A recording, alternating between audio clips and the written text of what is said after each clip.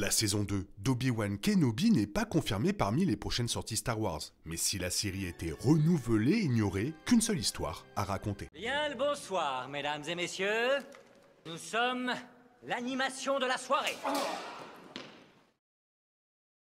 Depuis la saison 1, il semblait qu'Obi-Wan Kenobi était véritablement une série limitée qu'une saison 2 n'aurait pas lieu. Cependant, récemment, l'acteur d'Obi-Wan Kenobi et l'acteur d'Anakin Skywalker ont tous deux fait référence au souhait d'une autre saison, soulevant des questions sur ce qui pourrait être en préparation.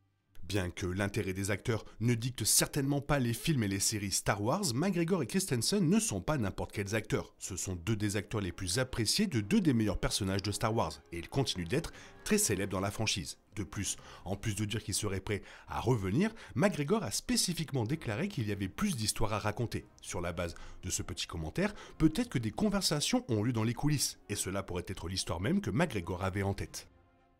La saison 1 d'Obi-Wan Kenobi a repris environ 10 ans après la revanche des Sith sur la chronologie de Star Wars et a vu Obi-Wan se cacher sur Tatooine, veillant à distance sur le jeune Luke Skywalker. Même si en partie Obi-Wan a été coupé de la Force parce qu'il voulait passer inaperçu par l'Empire, à la fois pour sa propre sécurité et pour celle de Luke, il était clair qu'il y avait davantage de déconnexion au-delà de cela. Plus précisément, Obi-Wan ressemblait presque à Luke dans les derniers Jedi, en panne et avec peu d'espoir.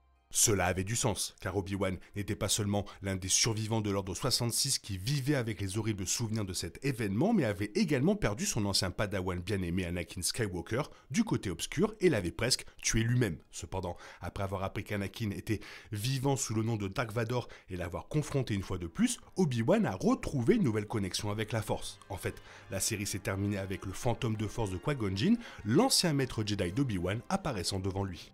À la lumière de ce formidable développement de personnages, peut-être que la saison 2 d'Obi-Wan Kenobi verrait Obi-Wan également renouer avec d'autres Jedi. En vérité, cela n'aurait aucun sens pour Obi-Wan d'avoir une autre rencontre avec Dark Vador dans une deuxième saison. La saison 1 a également parfaitement mis en place un nouvel espoir. Cependant, cela donnerait encore plus de sens à l'accent mis par Obi-Wan sur l'aide aux Jedi restants sur le plan narratif.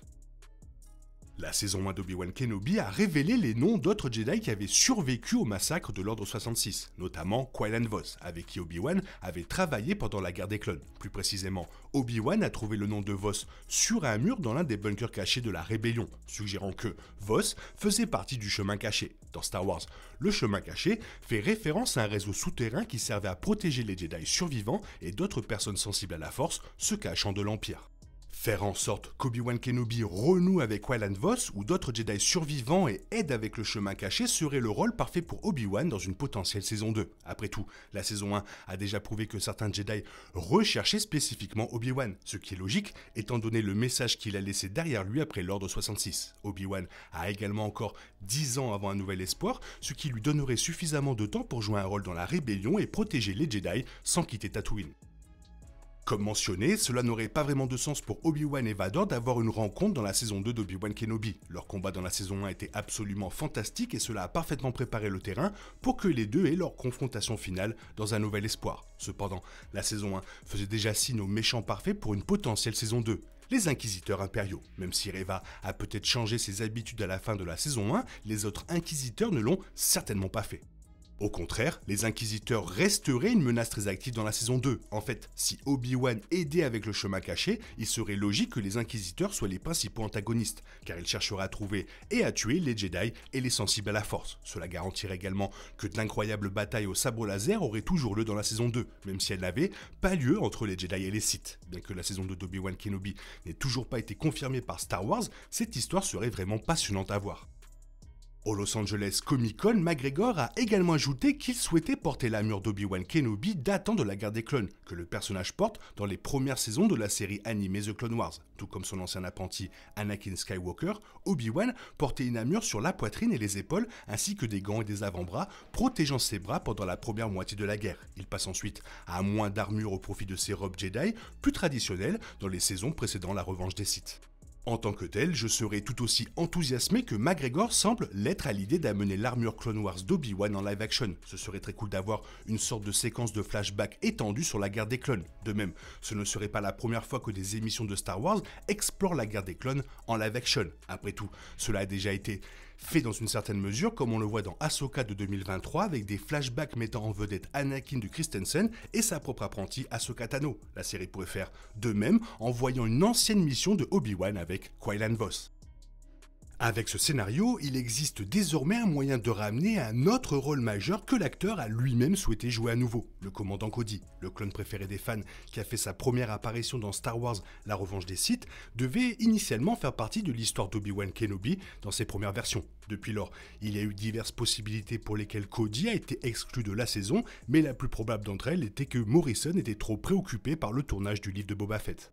Star Wars n'a plus ce problème, et l'intrigue abandonnée de Cody est de toute façon quelque chose que le public demande depuis très longtemps. Ce scénario aurait vu le commandant Cody sur Tatooine avec Obi-Wan, veillant sur lui comme une autre couche de protection. Les choses devraient s'adapter aux événements de la saison 1, mais essentiellement Cody s'inquiéterait de la sécurité d'Obi-Wan dans le cadre de sa tentative de faire face à la culpabilité qu'il a d'avoir tenté de tuer Obi-Wan pendant l'Ordre 66. C'est quelque chose qui peut certainement être utilisé et retravaillé dans la saison 2.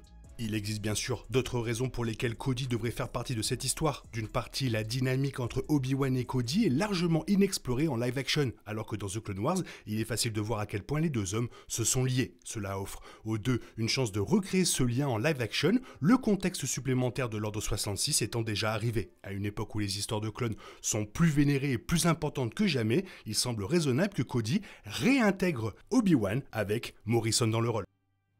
Sans aucun doute, le retour de Dark Vador dans la première saison d'Obi-Wan Kenobi a été très excitant. Depuis qu'Obi-Wan a appris qu'Anakin était toujours vivant jusqu'à leur duel sur une lune stérile où Obi-Wan a réconcilié sa culpabilité passée et a pu voir l'homme sous le masque de Dark Vador, il n'y a rien de tel que de voir Dark Vador en live action à l'ère moderne des histoires Star Wars. Cependant, la fin de la saison 1 signifie qu'il pourrait être difficile de le ramener pour un rôle prolongé.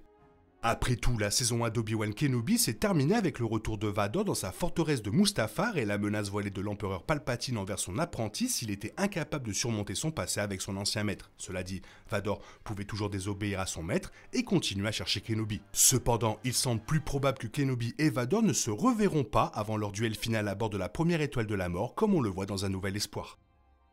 Quoi qu'il en soit, je suis beaucoup plus intéressé à voir des histoires inédites de The Clone Wars par flashback, tout en accompagnant les aventures d'Obi-Wan et bien sûr Quinlan Vos. On pourrait aussi voir Anakin et Ahsoka se battant ensemble dans des séquences en live action, devenant ainsi un trio dynamique en live action imitant leurs personnages de l'animation. Lucasfilm a déjà prouvé que c'était possible avec Ahsoka et ses flashbacks live action de Clone Wars qui ont été incroyablement populaires auprès des fans. En tant que tel, l'opportunité de continuer une bonne chose avec la saison 2 d'Obi-Wan Kenobi et d'obtenir Obi-Wan dans une armure Clone Wars et de se retrouver avec son ancien pote Quinlan est à saisir. Voilà, maintenant la question est de savoir toi qu'est-ce que tu en penses, parce que de toute façon il n'y a pas 36 solutions, il n'y a pas beaucoup d'histoires non plus. N'hésite pas à me le faire savoir dans la zone commentaire, sinon il est temps pour toi de reprendre le cours normal de ta vie. On se retrouve bientôt pour une nouvelle vidéo, bisous bisous, bye bye, que la force soit avec toi. Il est impossible de compter sur les autres de nos jours, on est obligé de tout faire soi-même. Je me trompe?